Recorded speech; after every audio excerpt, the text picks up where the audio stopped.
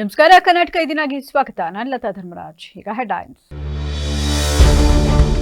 ವಿಧಾನಸಭೆಯಲ್ಲಿ pen drive ಪ್ರದರ್ಶನ, ಅಬಕಾರಿ ಇಲಾಖೆಯಲ್ಲಿ ದೊಡ್ಡ ಮಟ್ಟದ ಭ್ರಷ್ಟಾಚಾರ, ವಿಪಕ್ಷ ನಾಯಕ ಅಶೋಕ್ ಗಂಭೀರ ಆರೋಪ. 4 ಕರಾಳ ಕಾರ್ಮಿಕ ಸಂಹಿತೆ ಹಿಂಪಡೆಯಲು ಒತ್ತಾಯ, ಫೆಬ್ರವರಿ 12ರಂದು ಅಖಿಲ ಭಾರತ ಸಾರ್ವತ್ರಿಕ ಮುಷ್ಕರಕ್ಕೆ ಬೆಂಬಲಿಸಿದ ವಿವಿಧ ಸಂಘಟನೆಗಳು. ಸಣ್ಣ ಗುತ್ತಿಗೆದಾರರಿಂದ ಕಮಿಷನ್, ಗುತ್ತಿಗೆದಾರರ ಸಂಘದ ಗೌರವಾಧ್ಯಕ್ಷ ಜಗನ್ನಾಥ್ ಶೇಖಜಿ ಅಮಾನತು.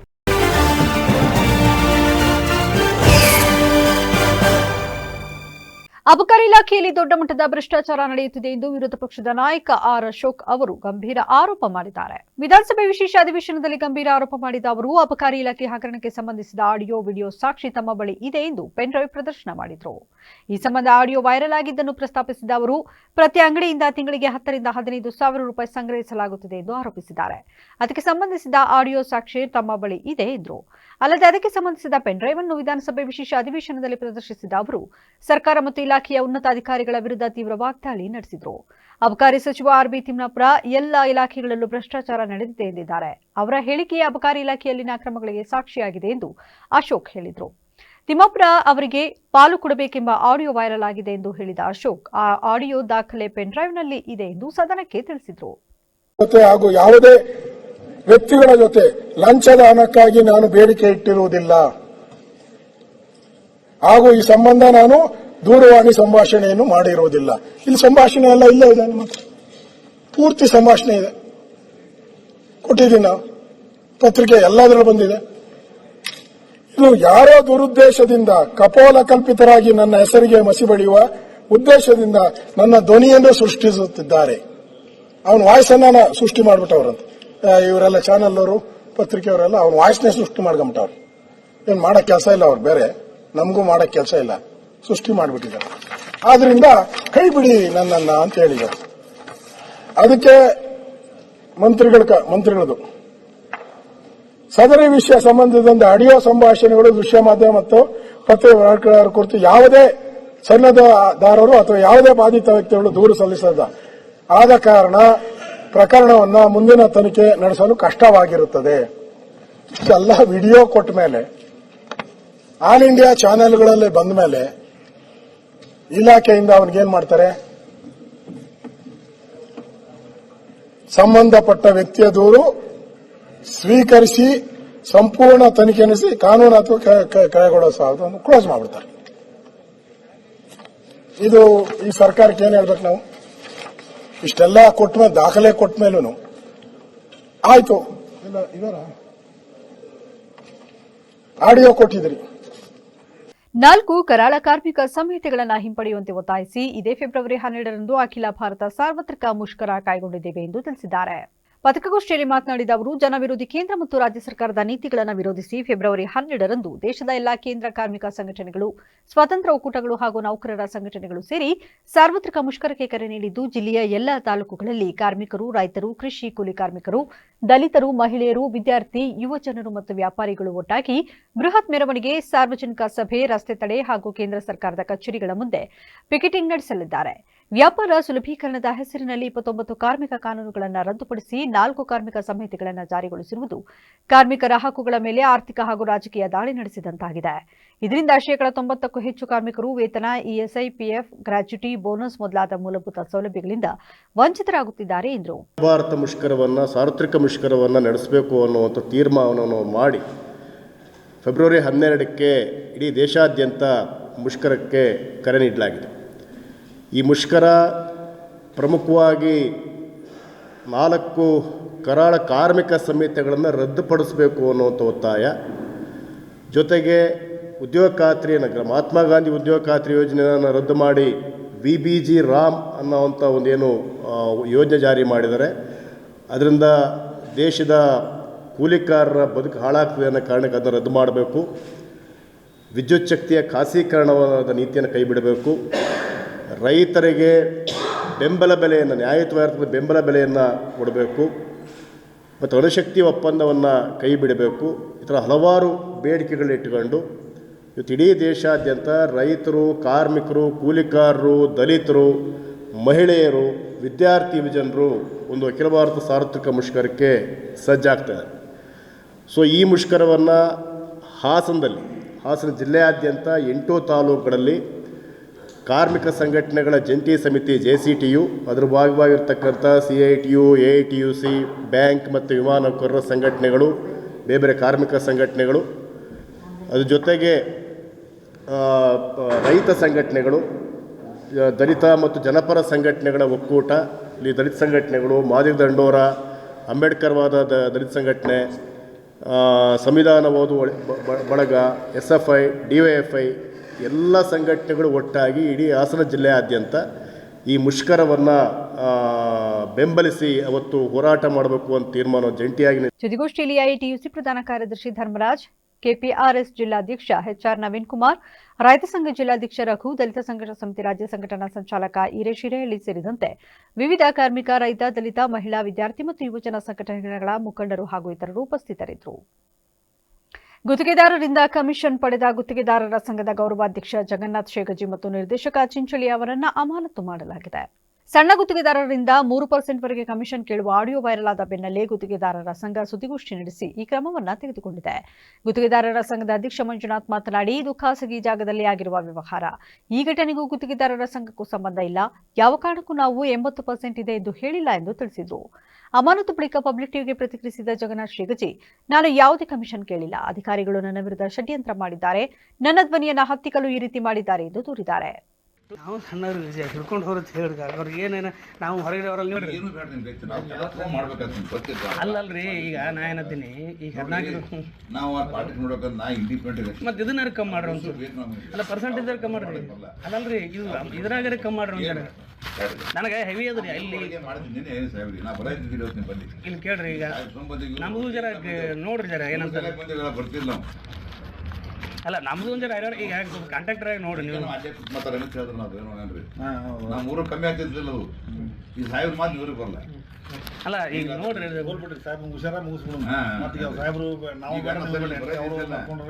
ಕಮ್ಮಿ ಮಾತಾಡ್ತಿಲ್ಲ ಹೊಟ್ಟೆನ. ಈಗ ಅರ್ಧ ಕಮ್ಮಿ ಆಯ್ತು ನನಗೀಗ. ಈಗ ನಮ್ದು ಮುಗಿಸ್ರಿ ಕಾಕಾರ. ಈಗ ನಾವು ಸಣ್ಣವ್ರದಿವಿ, ಜಕ್ಕೊಂಡು ಹೋಗಿ ನೀವು ಅದೇನಂತಾರಲ್ಲ, ನೀವು ಒಮ್ಮೆ ನಮಗೆ ಇಲ್ಲಿಗೆ ಹಾಕಿದ್ರೆ. ಚನ್ನರಾಯಪಟ್ಟಣ ತಾಲೂಕಿನ ಪುರಾತನ ಹಾಗೂ ಇತಿಹಾಸ ಪ್ರಸಿದ್ಧ ಶ್ರೀ ಚಂದ್ರಮೌಳೇಶ್ವರ ಸ್ವಾಮಿಯವರ ವಾರ್ಷಿಕ ಬ್ರಹ್ಮ ರಥೋತ್ಸವ ಅತ್ಯಂತ ಶ್ರದ್ಧಾಭಕ್ತಿಯಿಂದ ಸಂಪನ್ನಗೊಂಡಿತು. ಪ್ರಥಮ ಬಾರಿಗೆ ಜಿಲ್ಲಾಧಿಕಾರಿಗಳಾದ ಲತಾಕುಮಾರಿಯವರು ರಥೋತ್ಸವದಲ್ಲಿ ಪೂಜೆ ಸಲ್ಲಿಸಿ ರಥ ಚಾಲನೆಗೆ ಮುನ್ನುಡಿ ಬರೆದರು. ಹಾಗೂ ಶ್ರವಣೇರಿ ನಿಂಗಪ್ಪ ಕಲಾತಂಡದ ಕೋಲಾಟ ಕಾರ್ಯಕ್ರಮದಲ್ಲಿ ಜಿಲ್ಲಾ ಪಂಚಾಯಿತಿ ಮಾಜಿ ಸದಸ್ಯ ಕುಸುಂಬ ಬಾಲಕೃಷ್ಣ ಅವರ ಸಂಗಡ ಕೋಲಾಟ ಆಡಿದ್ದು ವಿಶೇಷ.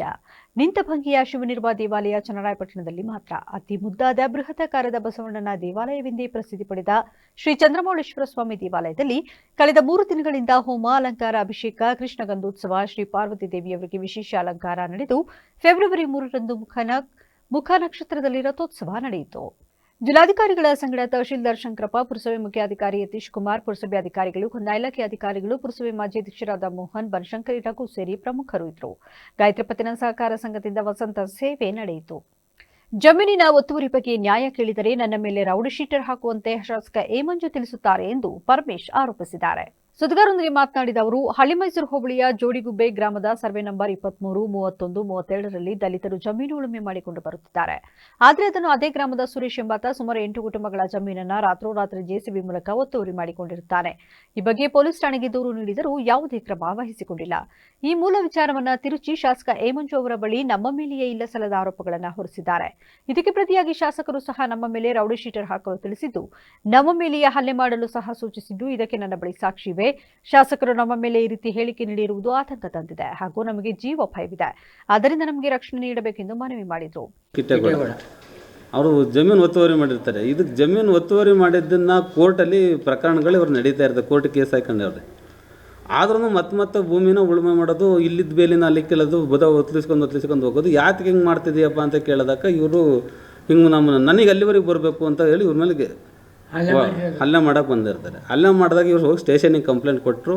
ಅಲ್ಲಿ ನನ್ನನ್ನು ಕರೆಸಿದ್ರು. ಸರ್ ಇವ್ರಿಗೆ ಬನ್ನಿ, ನಮ್ಮ ಭೂಮಿ ಇದು ಹಿಂಗೆಲ್ಲ ಮಾಡ್ತಿದ್ದಾರೆ, ನಮ್ಮ ಪರವಾಗಿ ಬನ್ನಿ ಮಾತಾಡೋದಕ್ಕೆ ಕೇಳೋಣ ಸ್ಟೇಷನಲ್ಲಿ ಅಂತ ಕೇಳಿದಾಗ, ಇವ್ರ ಭೂಮಿಗಳು ಒತ್ತುವರಿ ಮಾಡೋಕೆ ಹಿಂಗೆ ಮಾಡ್ತಿರಲ್ಲ, ಯಾಕೆ ಹಿಂಗೆ ಮಾಡಿದ್ದೀರಿ ಅಂತ ಕೇಳೋದಕ್ಕೆ ಪೊಲೀಸ್ನವ್ರ ಜೊತೆ ಸೇರಿ ನಿಮ್ಮಲ್ಲಿ ಕುಮ್ಮಕ್ಕನ ಕೇಸ್ ಹಾಕ್ತೀನಿ, ನೀವೆಲ್ಲ ಎತ್ಕಟ್ಟಿಗೆ ಬಂದಿದ್ದೀರಾ ಅವ್ರನ್ನ ಅಂತ ನನಗೆ ಅದೇ ಮೇಡಮು ನವ್ಯಾ ಅಂತ ಸಬ್ ಇನ್ಸ್ಪೆಕ್ಟ್ರು ಅವರು ನನ್ನನ್ನು ಕಲಿಸ್ತಾರೆ. ಅವ್ರು ಸುರೇಶನ ಪರವಾಗಿ ಒಂದು 40 ರಿಂದ 50 ಜನ ಬಂದಿರ್ತಾರೆ. ಅವ್ರಿಗೆ ಯಾವುದು ಕುಮ್ಮಕ್ತೀನಿ ಹಾಕ್ತೀನಿ ಅಂತ ಹೇಳೋದಿಲ್ಲ. ಈ ನಮ್ಮ ದಲಿತರ ಭೂಮಿನ ಒತ್ತುವರಿ ಮಾಡಿದ್ರೆ ಕೇಳಕ್ಕೆ ಹೋದರೆ ನಮ್ಮೆಲ್ಲ ಕುಮ್ಮಕ್ಕಿನ ಕೇಸ್ ಹಾಕೋದು, ನಿಮ್ಮಲ್ಲಿ ಆ ಥರ ಮಾಡ್ತೀನಿ ಈ ಥರ ಮಾಡ್ತೀನಿ ಇದು ಎದುರಿಸಿ ಕಳಿಸಿದ್ರು. ಆಮೇಲೆ ಅಲ್ಲಿಂದ ಅವ್ರ ಸ್ಟೇಷನ್ನಿಗೆ ತಹಸೀಲ್ದಾರ್ ಕೋರ್ಟಿಗೆ ನೀವು ಹಾಕ್ತೀವಿ, ತಹಸೀಲ್ದಾರ್ ಹತ್ರ ಹೋಗ್ಬಿಟ್ಟು 1 ಸುದ್ದಿಗೋಷ್ಠಿಯಲ್ಲಿ ಸಣ್ಣಯ್ಯ, ಕೃಷ್ಣಪ್ಪ, ರಾಜು ಸಿಗರನಹಳ್ಳಿ ಹಾಜರಿದ್ದರು. ಅಭಿವೃದ್ಧಿ ನೆಪದಲ್ಲಿ ವರ್ಗಾವಣೆ ದಂಧೆ ಮಾಡಿ ಅಧಿಕಾರಿಗಳಿಗೆ ಮುರಳಿ ಮೋಹನ್ ತೊಂದರೆ ನೀಡುತ್ತಿದ್ದಾನೆ ಎಂದು ಬೇಲೂರು ಕಾಂಗ್ರೆಸ್ ಸಮಿತಿಯ ರತನ್ ತಿಳಿಸಿದ್ದಾರೆ. ಸುದ್ದಿಗೋಷ್ಠಿಯಲ್ಲಿ ಇಂದು ಮಾತನಾಡಿದ ಅವರು, ಕಳೆದ ಬಾರಿ ನಾನು ಮುರಳಿ ಮೋಹನ್ ಮೇಲೆ ನೀಡಿದ ಆರೋಪಗಳೆಲ್ಲ ಸತ್ಯವಾಗಿದ್ದು ನನ್ನ ಬಳಿ ಸಾಕ್ಷಿ ಸಮೇತ ದಾಖಲೆಗಳಿವೆ. ಅವನಿಗೆ ಜನಪ್ರತಿನಿಧಿಯಾಗುವ ಲಕ್ಷಣವೇ ಇಲ್ಲ. ಅವನ ಬಳಿ ಇರುವವರೆಲ್ಲರೂ ಒಂದೊಂದು ಕೇಸ್ ದಾಖಲಿಸಿಕೊಂಡಿರುವ ಆರೋಪಿಗಳೇ. ಒಂದು ವೇಳೆ ನಾನು ಮಾಡಿರುವ ಆರೋಪಗಳು ಸುಳ್ಳಾಗಿದ್ದರೆ ಸಂಬಂಧವಿಲ್ಲದ ಪೊಲೀಸ್ನವರಿಗೆ ದೂರು ನೀಡುವ ಬದಲು ಸಿಐಡಿ ತನಿಖೆಗೆ ಒತ್ತಾಯಿಸಲಿ ಎಂದು ತಿಳಿಸಿದರು. ಕುಡಿಯುವ ನೀರು ಮತ್ತು ನೈರ್ಮಲ್ಯ ಇಲಾಖೆ ಇರ್ಬೋದು, ಎಂಜಿನಿಯರಿಂಗ್ ವಿಭಾಗ ಇರ್ಬೋದು, ಎಂಜಿನಿಯರಿಂಗ್ ಉಪವಿಭಾಗ ಇರ್ಬೋದು, ಈ ಕಚೇರಿಗಳಲ್ಲಿ ಏನಾಗಿದೆ ಅಂದರೆ ಆಲ್ಮೋಸ್ಟ್ ಸರ್ಕಾರಿ ಅಧಿಕಾರಿಗಳನ್ನ ಹೊರತುಪಡಿಸಿ ಯಾರು ವಯೋಸಹಜ ನಿವೃತ್ತಿಯನ್ನು ಹೊಂದಿದ್ದಾರೆ ಅವರೇ ಕೆಲಸ ಮಾಡ್ತಿರೋ ಅಂಥದ್ದು ಎದ್ದು ಕಾಣ್ತಾಯಿದೆ. ಇಲ್ಲಿ ಎದ್ದು ಕಾಣ್ತಿರೋದ್ರಲ್ಲಿ ನಮ್ಮ ಆರೋಪ ಏನಂದರೆ, ಇಲ್ಲಿ ಅಧಿಕಾರಿಗಳು ಏಜೆನ್ಸಿ ಜೊತೆ ಸಾಮೀಲಾಗಿ ಸಂಬಂಧಪಟ್ಟಂಥ ಏನು ನೋಟಿಫಿಕೇಷನ್ ಇದೆ 60 ವರ್ಷ ಆದ ನಂತರದಲ್ಲಿ ಅವ್ರನ್ನ ಕೆಲಸಕ್ಕೆ ನಿವೃತ್ತಿ ಆದಮೇಲೆ ಅವ್ರನ್ನ ಕೆಲಸಕ್ಕೆ ತಗೋಬಾರ್ದು ಅಂತ ಇದೆ. ಅದಾದರೂ ಕೂಡ ಏಜೆನ್ಸಿ ಜೊತೆ ಟೈಅಪ್ ಮಾಡ್ಕೊಂಡು ಅಧಿಕಾರಿಗಳು ಒಂದು ಕಮಿಷನ್ ಆಧಾರದ ಮೇಲೆ ಕೆಲಸವನ್ನು ಮಾಡಿಸ್ತಿರೋ ಅಂಥದ್ದು ಎದ್ದು ಕಾಣ್ತಾ ಇದೆ. ತಾವು ಬೇಕಾದ್ರೆ ಪರಿಶೀಲನೆ ಮಾಡ್ಬೋದು. ಅಷ್ಟು ಇಲಾಖೆಗಳಲ್ಲೂ ಕೂಡ ಎಲ್ಲ ರಿಟೈರ್ಮೆಂಟ್ ಆಗಿರೋರೇ ಕೆಲಸ ಮಾಡ್ತಾಯಿದ್ದಾರೆ. ಜೊತೆಗೆ ಅಲ್ಲಿ ಏನಾಗಿದೆ ಅಂದರೆ, ಯಾರೋ ಒಬ್ಬರು ಸ್ಯಾಲ್ರಿನ ತಗೋತಾರೆ, ಯಾರೋ ಒಬ್ಬರು ಸ್ಯಾಲ್ರಿ ತಗೋತಾರೆ, ಯಾರೋ ಒಬ್ಬರು ಕೆಲಸ ಮಾಡ್ತಾರೆ. ಇಂಥ ವಿಚಾರಗಳಲ್ಲಿ ಕುಡಿಯುವ ಮತ್ತು ನೈರ್ಮಲ್ಯ ಇಲಾಖೆಯಲ್ಲಿ AEE ಬಸವರಾಜು ಅಂತೇಳಿ ಅವರೇ ಕೂಡ ಒಬ್ಬ ಕಂಪ್ಯೂಟರ್ ಆಪ್ರೇಟರ್ನ ನೇಮಕ ಮಾಡ್ಕೊಳ್ತಾರೆ. ನೇಮಕ ಮಾಡ್ಕೊಂಡು ಅವ್ರ ಹತ್ರ ಕೆಲಸ ಮಾಡ್ಕೊಳ್ತಾರೆ. ಯಾರೋ ಇನ್ನೊಬ್ಬ XYZ ಅನ್ನೋ ಒಬ್ಬ ವ್ಯಕ್ತಿಗೆ ಬಿಲ್ಲನ್ನು ಹಾಕಿಸಿ ಅವರು ಕಮಿಷನ್ ವ್ಯವಹಾರದಲ್ಲಿ ಕೆಲಸ ಮಾಡಿಸ್ಕೊಳ್ಳೋಂಥದ್ದು ನಾವು ನೋಡ್ತಾ ಇದ್ವಿ. ಅದನ್ನು ನಾವು ಪ್ರತಿಭಟನೆ ಮಾಡಿ ನಾವೆಲ್ಲ ಹೋರಾಟ ಮಾಡಿ ನಂತರದಲ್ಲಿ ಆ ವ್ಯಕ್ತಿನ ಕೈಬಿಟ್ಟು ಈಗ ಜಾಗಕ್ಕೆ ಬೇರೆಯವ್ರನ್ನ ತಗೊಂಡಿದ್ದಾರೆ. ಜೊತೆಗೆ ಏನು ಲಕ್ಕಯ್ಯನವರು ಇದ್ದಾರೆ, ಇವರು ಲಕ್ಕಯ್ಯನವರು ಅದೇ ಇಲಾಖೆಯಲ್ಲಿ 58 ವರ್ಷಗಳ ಕಾಲ 58 ವರ್ಷ ಆಗೋರು ಕೆಲಸ ಮಾಡ್ತಾರೆ. ಮಾಡಿ ಇವರು ಕೆಲಸಕ್ಕೆ ಸೇರ್ಕೊಳ್ಳೋಂಥ ಸಂದರ್ಭದಲ್ಲಿ ಆಗಿನ ದಾಖಲಾತಿ ಪ್ರಕಾರವಾಗಿ ಇವರು 58 ವರ್ಷಕ್ಕೆ ರಿಟೈರ್ಮೆಂಟ್ ಆಗುತ್ತೆ. ಇವರೇನು ಮಾಡ್ತಾರೆ, ಕಾನೂನಿಗೆ ಹೋಗ್ತಾರೆ. ಸ್ವಾಮಿ, ನನಗಿನ್ನೂ 2 ವರ್ಷ ಅವಕಾಶ ಇದೆ, ನನ್ನನ್ನು ಏಕೈಕಿ ತೆಗಿಬಿಡಿ, ನಾನು ಕಾನೂನು ಹೋರಾಟ ಮಾಡ್ತೀನಿ, ನನಗೆ ಅವಕಾಶ ಮಾಡಿಕೊಡಿ ಅಂತೇಳಿ. ಅಲ್ಲಿ ಅಧಿಕಾರಿಗಳೇನು ಮಾಡ್ತಾರೆ, ನೀವು ಇಲ್ಲೇ ಕಂಟಿನ್ಯೂ ಮಾಡಬೇಕು ಅಂದರೆ ನನಗೊಂದು 2 ಲಕ್ಷ ರೂಪಾಯಿನ ದುಡ್ಡು ಕೊಡಿ, ನಿಮ್ಮನ್ನು ಕಂಟಿನ್ಯೂಷನ್ ಮಾಡಿಸ್ತೀವಿ ಅನ್ನೋದು ಒಂದು ಬೇಡಿಕೆನ ಲಕ್ಕಯ್ಯನವ್ರಿಗೆ ಇಡ್ತಾರೆ. ಲಕ್ಕಯ್ಯನವರು, ಸ್ವಾಮಿ, ನಾನು ಒಬ್ಬ ಡಿ ಗ್ರೂಪ್ ನೌಕರರ ನನಗೆ ಹತ್ರ ಕೊಡೋಕ್ಕಾಗೋದಿಲ್ಲ, ನನ್ನ ಬೇರೆಯವ್ರು ಹೆಂಗೆ ಕೆಲಸ ಮಾಡ್ತಾಯಿದ್ದಾರೆ ಹಂಗೆ ನನಗೊಂದು. ಸುದ್ದಿಗೋಷ್ಠಿಯಲ್ಲಿ ಸ್ವಾನಿ, ಲೋಕೇಶ್, ನಾಗರಾಜೀಶ್ವರ ಹಾಜರಿದ್ದರು. ಹಾಸನ ಜಿಲ್ಲಾ ಪಂಚಾಯಿತಿ ವ್ಯಾಪ್ತಿಯ ಕುಡಿಯುವ ನೀರು ಮತ್ತು ನೈರ್ಮಲ್ಯ ಇಲಾಖೆಯಲ್ಲಿ ವ್ಯಾಪಕ ಅಕ್ರಮಗಳು ನಡೆಯುತ್ತಿವೆ ಎಂದು ಚೇತನ್ ತಿಳಿಸಿದ್ದಾರೆ. ಸುದ್ದಿಗೋಷ್ಠಿಯಲ್ಲಿ ಮಾತನಾಡಿದ ಅವರು, ಸಹಾಯಕ ಕಾರ್ಯಪಾಲಕ ಇಂಜಿನಿಯರ್ ಹಾಗೂ ಜಿಲ್ಲಾ ಪಂಚಾಯಿತಿ ಕುಡಿಯುವ ನೀರು ಮತ್ತು ನೈರ್ಮಲ್ಯ ಇಲಾಖೆ ವ್ಯಾಪ್ತಿಯಲ್ಲಿ ವಯೋಸಹಜ ನಿವೃತ್ತಿ ಹೊಂದಿರುವವರನ್ನ ಕಮಿಷನ್ ಆಧಾರದಲ್ಲಿ ಜಿಲ್ಲಾ ಪಂಚಾಯಿತಿಯ ವಿವಿಧ ಉಪಕಚೇರಿಗಳಲ್ಲಿ ಕೆಲಸಕ್ಕೆ ಬಳಸಿಕೊಳ್ಳಲಾಗುತ್ತಿದೆ. ಈ ಎಲ್ಲ ಅಕ್ರಮಗಳಿಗೆ ಇಲಾಖೆಯ ಸಿಇಒ, ಕಾರ್ಯಪಾಲಕ ಇಂಜಿನಿಯರ್ ಹಾಗೂ ಸಹಾಯಕ ಕಾರ್ಯಪಾಲಕ ಇಂಜಿನಿಯರ್ಗಳು ಕಾರಣರಾಗಿದ್ದಾರೆ. ಲಕ್ಕಯ್ಯ ಅವರು ಇದೇ ಕುಡಿಯುವ ನೀರು ಮತ್ತು ನೈರ್ಮಲ್ಯ ಇಲಾಖೆಯಲ್ಲಿ ಸೇವೆ ಸಲ್ಲಿಸಿ 58 ವರ್ಷಕ್ಕೆ ನಿವೃತ್ತಿ ಹೊಂದಿದ್ದು ಪ್ರಸ್ತುತ ಕಾನೂನು ಹೋರಾಟ ನಡೆಸುತ್ತಿದ್ದಾರೆ. ಜೀವನ ನಿರ್ವಹಣೆಗೆ ಹೊರಗುತ್ತಿಗೆಯಲ್ಲಿ ಕೆಲಸ ನೀಡುವಂತೆ ಮನವಿ ಮಾಡಿದರೂ ದಲಿತ ಸಮುದಾಯದವರಾದ ಕಾರಣ ಅವಕಾಶ ನೀಡಲಾಗುತ್ತಿಲ್ಲ. ಸರ್ಕಾರ ಮಟ್ಟದಲ್ಲಿ ಹಾಗೂ ಜಿಲ್ಲಾಧಿಕಾರಿಗಳ ಮಾರ್ಗದರ್ಶನ ಇದ್ದರೂ ಕೆಲಸಕ್ಕೆ ಸೇರಿಸಿಲ್ಲ.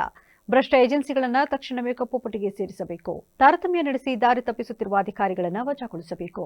ನಿವೃತ್ತರಾದರೂ ಅಧಿಕಾರಿಗಳ ಕುಮ್ಮಕ್ಕಿನಿಂದ ಇಲಾಖೆಯ ಇಂಜಿನಿಯರಿಂಗ್ ವಿಭಾಗ ಸೇರಿದಂತೆ ವಿವಿಧ ಕಡೆಗಳಲ್ಲಿ ಕೆಲಸ ಮಾಡುತ್ತಿರುವ ಎಲ್ಲರನ್ನ ತಕ್ಷಣ ಕೆಲಸದಿಂದ ತೆಗೆಯಬೇಕು. ಇಲ್ಲವಾದಲ್ಲಿ ಇದೇ ರೀತಿ ಅರ್ಹರಿಗೆ ಉದ್ಯೋಗಾವಕಾಶ ಕಲ್ಪಿಸಬೇಕು ಎಂದು ಒತ್ತಾಯಿಸಿದರು.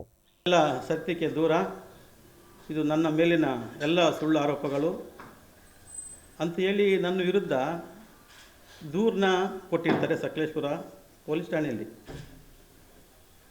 ಅದಕ್ಕೆ ನಾನು ಇದನ್ನು ಅದು ಸತ್ಯ, ಅದಕ್ಕೆ ಸಾಕ್ಷಿ ಸಮೇತ ತಮ್ಮ ಮುಂದೆ FIR ಕಾಪಿ ಇಟ್ಟಿದ್ದೀನಿ. ನಾನೇನು ಕಳೆದ ಸಲ ಅವ್ರ ಬಗ್ಗೆ ದೂರಿದ್ದೀನಿ ಅವೆಲ್ಲವೂ ಸತ್ಯನೇ ಸರ್. ಉದಾಹರಣೆಗೆ ನಿಮ್ಮ ಹತ್ರ FIR ಕಾಪಿನೇ ಸಾಕ್ಷಿಯಾಗಿದೆ. ಇವರು ಈ ಹಿಂದೆ ಎಲೆಕ್ಷನ್ಗಿಂತ ಮೊದಲು ಬಂದಾಗ ಬರೋದಕ್ಕಿಂತ ಮೊದಲೇ ಇವರು ಮರಳ ದಂಧೆನ ಪ್ರಾರಂಭ ಮಾಡಿದ್ರು ಸಕಲೇಶ್ಪುರದಲ್ಲಿ ಅಂತೇಳಿ ಅಲ್ಲಿನ ಜನತೆ ಮಾತಾಡ್ತಾಯಿದ್ರು ಸರ್, ಮಾತಾಡ್ತಾ ಇದ್ದಾರೆ ಈಗಲೂ. ಆಮೇಲೆ ಮೊನ್ನೆ ಒಂದು ಟ್ವೀಟ್ ಮಾಡಿದ್ದಾರೆ, ನಾನು ಯಾವುದೇ ಒಂದು ನನ್ನ ಬಗ್ಗೆ ಯಾರು ಎಷ್ಟೇ ದೂರದ್ರು ನನ್ನ ಜಗ್ಗಲ್ಲ ಬಗ್ಗಲ್ಲ ಅಂತ. ಕೆಲವರೆಲ್ಲ ಸೋತವರು ಈ ಹಿಂದೆ ಆ ಕ್ಷೇತ್ರದಲ್ಲಿ ಎಲ್ಲ ಓಡೋಗಿದ್ದಾರೆ, ಯಾರೂ ಇಲ್ಲ. ನಾನು ಮಾತ್ರ ಎಲೆಕ್ಷನ್ ಕಳೆದು 2 ವರ್ಷ 7 ತಿಂಗಳಾದರೂ ಇಲ್ಲೇ ಕ್ಷೇತ್ರದಲ್ಲಿದ್ದೀನಿ. ಕ್ಷೇತ್ರದ ಅಭಿವೃದ್ಧಿ ಬಗ್ಗೆ ನಾನು ಹೋರಾಡ್ತಾ ಇದ್ದೀನಿ. ಇಲ್ಲಿನ ಸಾಮಾಜಿಕವಾಗಿ ಸಾರ್ವಜನಿಕರ ಪರವಾಗಿ ಸಮಸ್ಯೆಗಳನ್ನ ಆಲಿಸ್ತಾ ಇದ್ದೀನಿ ಅಂತೇಳಿ ಒಂದು ಟ್ವೀಟ್ ಮಾಡಿದರು ಜಾಲತಾಣಗಳಲ್ಲಿ. ಆದರೆ ಸರ್ಕಾರನೇ ಇಲ್ದಿದ್ದರೆ ಈಗ ಎಲ್ಲರೂ ಹೆಂಗೆ ಹೋದರೂ ಈತನ ಹಂಗೆ ಹೋಗ್ಬಿಡೋನು. ಸರ್ಕಾರ ಇದೆಯಲ್ಲ, ಕಾಂಗ್ರೆಸ್ಸಲ್ಲಿ ಒಂದು ನಿಬಂಧನೆ ಇದೆ. ಕಾಂಗ್ರೆಸ್ ಸರ್ಕಾರ. ಸುದ್ದಿಗೋಷ್ಠಿಯಲ್ಲಿ ಮಹೇಶ್ ಮಂಜೇಗೌಡ ಹಾಗೂ ಇತರರು ಉಪಸ್ಥಿತರಿದ್ದರು. ಶ್ರೀ ಸವಿತಾ ಮಹರ್ಷಿಗಳ ಜಯಂತಿ ಹಾಗೂ ಬಿಜ್ಜಳ ಮಹಾರಾಜರ ಜಯಂತಿ ಕಾರ್ಯಕ್ರಮವನ್ನು ಬೇಲೂರಿನಲ್ಲಿ ಸಂಭ್ರಮದಿಂದ ಆಚರಿಸಲಾಯಿತು. ಬೇಲೂರು ತಾಲೂಕು ಸವಿತಾ ಸಮಾಜ ಸಹಕಾರ ಸಂಘದ ವತಿಯಿಂದ ಪಟ್ಟಣದ ಪಂಪ್ ಹೌಸ್ ರಸ್ತೆಯಲ್ಲಿರುವ ಸವಿತಾ ಸಮಾಜ ಸಹಕಾರ ಸಂಘದ ಕಚೇರಿಯಲ್ಲಿ ನಡೆದ ಕಾರ್ಯಕ್ರಮದಲ್ಲಿ ಶ್ರೀ ಸವಿತಾ ಮಹರ್ಷಿಗಳು ಹಾಗೂ ಬಿಜ್ಜಳ ಮಹಾರಾಜರ ಭಾವಚಿತ್ರಗಳಿಗೆ ಪುಷ್ಪಾರ್ಚನೆ ಸಲ್ಲಿಸಲಾಯಿತು.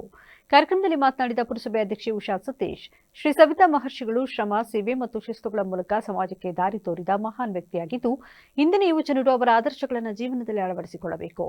ಸಮಾಜದ ಶೈಕ್ಷಣಿಕ, ಸಾಮಾಜಿಕ ಹಾಗೂ ಆರ್ಥಿಕ ಅಭಿವೃದ್ಧಿಗೆ ಏಕತೆ ಅಗತ್ಯವಿದ್ದು, ಪುರಸಭೆ ವತಿಯಿಂದ ಸಾಧ್ಯವಾದ ಎಲ್ಲ ಸಹಕಾರವನ್ನು ನೀಡಲಾಗುವುದು ಎಂದರು. ಅಷ್ಟು ಚೆನ್ನಾಗಿತ್ತು. ಹಾಗೆ ನಾವು ಕೂಡ ಅವರೊಟ್ಟಿಗೆ ಎಲ್ಲ ಒಂದು ಕಾರ್ಯಕ್ರಮದಲ್ಲೂ ಭಾಗಿಯಾಗಿ ಬೆಳಿತಿದ್ದೀವಿ. ಹಾಗೆ ನಾನು ಇವತ್ತಿನ ಒಂದು ದಿವಸ ಏನು ಕೇಳಬೇಕು ಅಂದರೆ, ಸರ್ಕಾರಕ್ಕೆ ಜಾತಿ ನಿಂದನೆ, ಯಾವುದೇ ಒಂದು ಹಿಂದುಳಿದ ವರ್ಗದ ಜಾತಿ, ನಾನು ಒಂದು ಜಾತಿ ಅಂತ ಹೇಳಲ್ಲ, ಯಾವುದೇ ಒಂದು ಜಾತಿಗೆ, ಸವಿತಾ ಸಮಾಜಕ್ಕಾಗಲಿ ಅವರನ್ನು ಹೀಯಾಳಿಸೋದು, ಯಾವುದೇ ಒಂದು ಇದರಲ್ಲಿ ಅವರಿಗೆ ಹೀಯಾಳಿಸಬಾರ್ದು. ಹಾಗೆ ಒಂದು ಜಾತಿ ನಿಂದನೆ ಕಾಯ್ದೆ ಏನು ಮಾಡಿದ್ದಾರೆ ಅದನ್ನು ಇದಕ್ಕೂ ಕೂಡ ಅನ್ವಯ ಆಗಲಿ ಅಂತ ಹೇಳಿ ನಾನು ಕೇಳ್ಕೊತೀನಿ.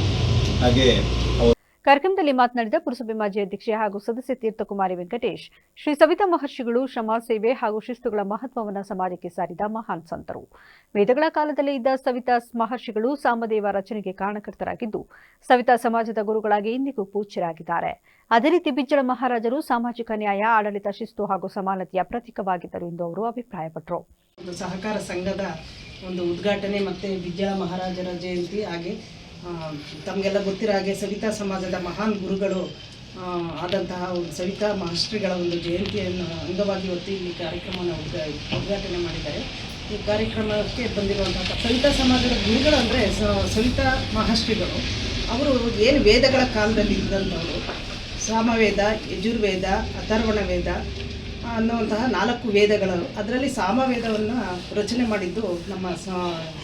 ಈ ಸಂದರ್ಭದಲ್ಲಿ ಉದ್ಯಮಿ ಹಾಗೂ ಕಾಂಗ್ರೆಸ್ ಮುಖಂಡ ಬಿಎಂ ಸಂತೋಷ್, ದಿನೇಶ್ ನರಸಿಂಹಸ್ವಾಮಿ, ವಸಂತ, ಬಿವಿ ಚಂದ್ರು ಇತರರು ಹಾಜರಿದ್ದರು. ಚಾಮರಾಜನಗರ ಜಿಲ್ಲೆಯ ಕೊಳ್ಳೇಗಾಲ ಪಟ್ಟಣದಲ್ಲಿ ಶ್ರೀ ಲಕ್ಷ್ಮೀನಾರಾಯಣ ಸ್ವಾಮಿ ರಥೋತ್ಸವ ಮಂಗಳವಾರ ಸಾವಿರಾರು ಭಕ್ತರ ಸಮ್ಮುಖದಲ್ಲಿ ವಿಜೃಂಭಣೆಯಿಂದ ಜರುಗಿತು. ಪಟ್ಟಣದ ಕಾವೇರಿ ರಸ್ತೆಯಲ್ಲಿರುವ ಶ್ರೀ ಲಕ್ಷ್ಮೀನಾರಾಯಣ ಸ್ವಾಮಿ ದೇವಸ್ಥಾನದಲ್ಲಿ ವಿಶೇಷ ಪೂಜೆ ನಡೆಸಿ ಮೀನಾಲಗ್ನದಲ್ಲಿ ನಡೆದ ರಥೋತ್ಸವಕ್ಕೆ ಕ್ಷೇತ್ರದ ಶಾಸಕ ಎಆರ್ ಕೃಷ್ಣಮೂರ್ತಿ ಅವರು ಚಾಲನೆ ನೀಡಿದರು. ಬಳಿಕ ಮಂಗಳವಾದ್ಯದೊಂದಿಗೆ ರಾಜಬೀದಿಗಳಲ್ಲಿ ರಥೋತ್ಸವ ನಡೆಯಿತು. ಈ ವೇಳೆ ದಾಸರುಗಳು ಜಾಗಟೆ ಮತ್ತು ಶಂಖನಾದ ಮೊಳಗಿಸಿದರು. ಮಾಂಬಳ್ಳಿಯ ದಾಸರು ಪಾರ್ವತಿ ಸತ್ತಿಗೆಯನ್ನು ಪೂಜೆ ಸಲ್ಲಿಸಿ ಆಗಮಿಸಿ ರಥೋತ್ಸವದಲ್ಲಿ ಪಾಲ್ಗೊಂಡಿದ್ದರು. ನೆರೆದಿದ್ದ ಭಕ್ತರು ಹರಕೆ ಮತ್ತು ಹಣ್ಣು ಜವನ ಎಸೆದರು. ನಂತರ ದೇವಸ್ಥಾನಕ್ಕೆ ತೆರಳಿ ಪೂಜೆ ಸಲ್ಲಿಸಿ ಮಹಾಮಂಗಳಾರತಿ ಸ್ವೀಕರಿಸಿದರು. ರಥೋತ್ಸವದಲ್ಲಿ ಸೇವಾರ್ಥರು ಬಾಳೆಹಣ್ಣು, ಮಜ್ಜಿಗೆ, ಪಾನಕ ಹಾಗೂ ಕೋಸಂಬರಿಯನ್ನು ಭಕ್ತರಿಗೆ ವಿತರಿಸಿದರು. ರಥೋತ್ಸವದಲ್ಲಿ ಡಿವೈಎಸ್ಪಿ ಧರ್ಮೇಂದ್ರ ಅವರ ನೇತೃತ್ವದಲ್ಲಿ ಸೂಕ್ತ ಬಂದೋಬಸ್ತ್ ಒದಗಿಸಲಾಗಿತ್ತು. ಇಂದಿನ ಪೂಜಾ ಕಾರ್ಯವನ್ನು ದೇವಸ್ಥಾನದ ಪ್ರಧಾನ ಅರ್ಚಕರು ಶೇಷಾದ್ರಿ ಭಟ್ಟರು ಸುದರ್ಶನ್ ನಡೆಸಿದರು. ವೀರಾಂಜನೇಯ ಸ್ವಾಮಿ ದೇವಸ್ಥಾನದ ಅರ್ಚಕ ಟಿವಿಎಸ್ ರಾಘವನ್, ನಂದಕುಮಾರ್ ಹಾಗೂ ಇತರರು ಹಾಜರಿದ್ದರು. ಬೆಂಗಳೂರಿನ ಚಾಮರಾಜಪೇಟೆಯಲ್ಲಿರುವ ಶಾರದಾ ಕಣ್ಣಿನ ಆಸ್ಪತ್ರೆಯ ವತಿಯಿಂದ ಉಚಿತ ವಾಕಿ ಕಣ್ಣಿನ ತಪಾಸಣೆ ಶಿಬಿರವನ್ನು ಹಮ್ಮಿಕೊಳ್ಳಲಾಗಿತ್ತು. ಮಳವಳ್ಳಿ ತಾಲೂಕಿನ ಹಲಗೂರು ಸರ್ಕಾರಿ ಪ್ರಾಥಮಿಕ ಆರೋಗ್ಯ ಕೇಂದ್ರದ ಆವರಣದಲ್ಲಿ 25 ಜನರಿಗೆ ತಪಾಸಣೆ ನಡೆಸಲಾಗಿದ್ದು, 8 ಜನರಿಗೆ ಶಸ್ತ್ರಚಿಕಿತ್ಸೆ ಅವಶ್ಯಕತೆ ಇರುವುದರಿಂದ ಅವರನ್ನು ಬೆಂಗಳೂರು ಆಸ್ಪತ್ರೆಗೆ ಕರೆದೊಯ್ಯಲಾಯಿತು. ಈ ಸಂದರ್ಭದಲ್ಲಿ ವೈದ್ಯಾಧಿಕಾರಿ ಚಂದ್ರಶೇಖರ್ ಮಾತನಾಡಿ, ಪ್ರತಿ ತಿಂಗಳು ಮೊದಲನೇ ಮಂಗಳವಾರ ದಿವಸ ನಮ್ಮ ಶಾರದಾ ಕಣ್ಣಿನ ಮತ್ತು ದಂತ ಆಸ್ಪತ್ರೆಯ ವತಿಯಿಂದ ಉಚಿತವಾಗಿ ಕಣ್ಣಿನ ತಪಾಸಣಾ ಶಿಬಿರವನ್ನು ನಡೆಸಿಕೊಂಡು ಬರಲಾಗುತ್ತಿದ್ದು, ಕಣ್ಣಿನ ಪೊರೆ ತಪಾಸಣೆ ಮಾಡಿ ಶಸ್ತ್ರಚಿಕಿತ್ಸೆ ಅವಶ್ಯಕತೆ ಇರುವವರನ್ನು ಬೆಂಗಳೂರಿನ ನಮ್ಮ ಶಾರದಾ ಕಣ್ಣಿನ ಆಸ್ಪತ್ರೆಗೆ ಕರೆದೊಯ್ದು ನಾಳೆ ಬೆಳಿಗ್ಗೆ ಶಸ್ತ್ರಚಿಕಿತ್ಸೆ ನಡೆಸಿ ನಾಳಿದ್ದು ಇಲ್ಲಿಗೆ ಕರೆತರಲಾಗುತ್ತದೆ. ನಮ್ಮ ಆಸ್ಪತ್ರೆಯಲ್ಲಿ ಉಚಿತವಾಗಿ ಶಸ್ತ್ರಚಿಕಿತ್ಸೆ ಪಡೆದುಕೊಂಡ ಶಿಬಿರಾರ್ಥಿಗಳು ತುಂಬಾ ಸಂತೋಷದಿಂದ ಇದ್ದಾರೆ ಮತ್ತು ಹೆಚ್ಚು ಶಿಬಿರಾರ್ಥಿಗಳು ಪಾಲ್ಗೊಳ್ಳುತ್ತಿದ್ದಾರೆ. ಗ್ರಾಮೀಣ ಪ್ರದೇಶದ ಜನರು ಇದನ್ನು ಸದ್ಬಳಕೆ ಮಾಡಿಕೊಳ್ಳಿ ಎಂದರು. ಚಂದ್ರಶೇಖರ್ ನೇತ್ರಾಧಿಕಾರಿಗಳು, ನಾವು ಇಲ್ಲಿ ಶಾರದಾ ಕಣ್ಣಿನ ಆಸ್ಪತ್ರೆ ಚಾಮರಾಜಪೇಟೆ, ಇದು ಬಂದು ಶೃಂಗೇರಿ ಮಠ ಅಂತ ಬರುತ್ತೆ, ಶಾರದಾಂಬ ದೇವಾಲಯ ಇದೆ. ಅಲ್ಲಿ ನಾವು ಅಲ್ಲಿಂದ ಪ್ರತಿ ತಿಂಗಳು ಇಲ್ಲಿ ಮೊದಲನೇ ಮಂಗಳವಾರ ಇಲ್ಲಿ ನೇತ್ರ ಪರೀಕ್ಷೆ ಅಂತ ಬರ್ತೀವಿ. ಇದರಲ್ಲಿ ಮುಖ್ಯವಾಗಿ ನಾವು ಕಣ್ಣಿನ ಪೊರೆ ಮಾತ್ರ ತಪಾಸಣೆ ಮಾಡಿ ಅವನ್ನ ಕರ್ಕೊಂಡೋಗಿ ಬೆಂಗಳೂರಲ್ಲಿ ಈ ದಿನ ಮತ್ತೆ ಪರೀಕ್ಷೆ ಮಾಡಿ ನಾಳೆ ಬೆಳಗ್ಗೆ ಆಪರೇಷನ್ ಮಾಡಿ ಮತ್ತೆ ನಾಳೆ ಬೆಳಿಗ್ಗೆ ಇಲ್ಲೇ ತಂದು ಆರೋಗ್ಯ ಕೇಂದ್ರಕ್ಕೆ ತಂದು ಬಿಡ್ತೀವಿ.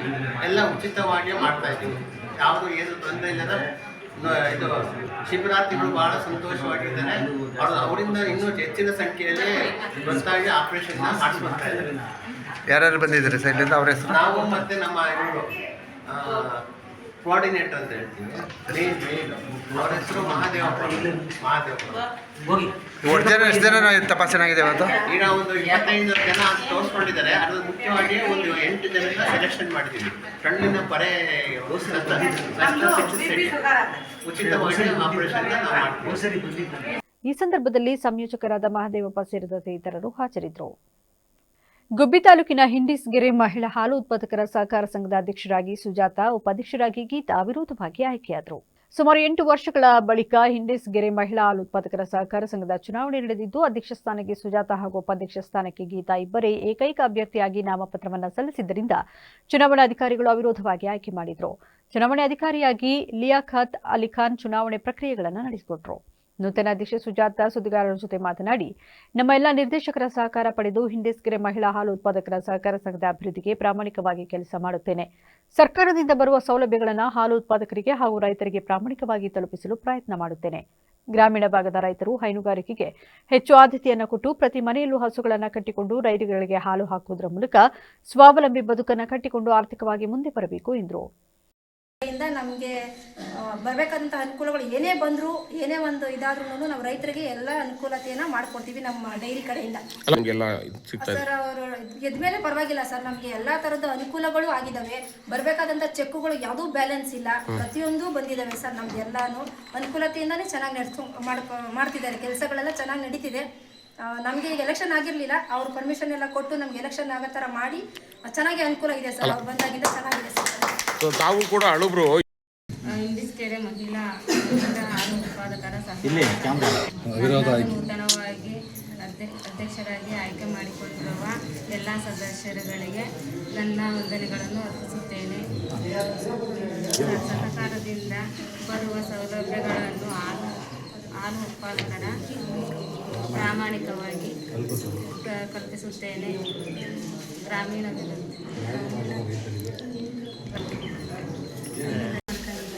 ಹಾಗಾಗಿ ಎಲ್ಲ ಸದಸ್ಯರಿಗೂ ನಾನು ಅವ್ರಿಗೆ ಅಭಿನಂದನೆಗಳನ್ನು ಸಲ್ಲಿಸ್ತೇನೆ. ಹಾಗೆಯೇ ಸರ್ಕಾರದಿಂದ ಬರುವ ಎಲ್ಲ ಸೌಲಭ್ಯಗಳನ್ನು ಪ್ರತಿಯೊಬ್ಬರಿಗೂ ಸೇರಬೇಕಾದ. ಇದೇ ಸಂದರ್ಭದಲ್ಲಿ ಉಪಾಧ್ಯಕ್ಷೆ ಗೀತಾ, ನಿರ್ದೇಶಕರಾದ ಸೌಭಾಗ್ಯ, ಶೋಭಿನಾ, ಬಾನು, ಸಿದ್ದಗಂಗಮ್ಮ, ಜಯಲಕ್ಷ್ಮಮ್ಮ, ಚಂದ್ರಮ್ಮ ಹಾಗೂ ಗ್ರಾಮಸ್ಥರು ಹಾಜರಿದ್ದರು. ಈಗ ಮತ್ತೊಮ್ಮೆ ಹೆಡ್ಲೈನ್ಸ್. ವಿಧಾನಸಭೆಯಲ್ಲಿ ಪೆನ್ ಡ್ರೈವ್ ಪ್ರದರ್ಶನ, ಅಬಕಾರಿ ಇಲಾಖೆಯಲ್ಲಿ ದೊಡ್ಡ ಮಟ್ಟದ ಭ್ರಷ್ಟಾಚಾರ, ವಿಪಕ್ಷ ನಾಯಕ ಅಶೋಕ್ ಗಂಭೀರ ಆರೋಪ. 4 ಕರಾಳ ಕಾರ್ಮಿಕ ಸಂಹಿತೆ ಹಿಂಪಡೆಯಲು ಒತ್ತಾಯ, ಫೆಬ್ರವರಿ 12ರಂದು ಅಖಿಲ ಭಾರತ ಸಾರ್ವತ್ರಿಕ ಮುಷ್ಕರಕ್ಕೆ ಬೆಂಬಲಿಸಿದ ವಿವಿಧ ಸಂಘಟನೆಗಳು. ಸಣ್ಣ ಗುತ್ತಿಗೆದಾರರಿಂದ ಕಮಿಷನ್, ಗುತ್ತಿಗೆದಾರರ ಸಂಘದ ಗೌರವಾಧ್ಯಕ್ಷ ಜಗನ್ನಾಥ್ ಶೇಖಜಿ ಅಮಾನತು. ಇದಾಗಿತ್ತು ಇಲ್ಲಿವರೆಗಿನ ನ್ಯೂಸ್ ಅಪ್ಡೇಟ್ಸ್. ನಿರಂತರ ಸುದ್ದಿಗಾಗಿ ನೋಡ್ತಾ ಇರಿ ವಿವಿಸಿ ನ್ಯೂಸ್. ಇದು ಜನರ ಧ್ವನಿ, ಸತ್ಯದ ಕಡೆ ನಮ್ಮ ನಡೆ.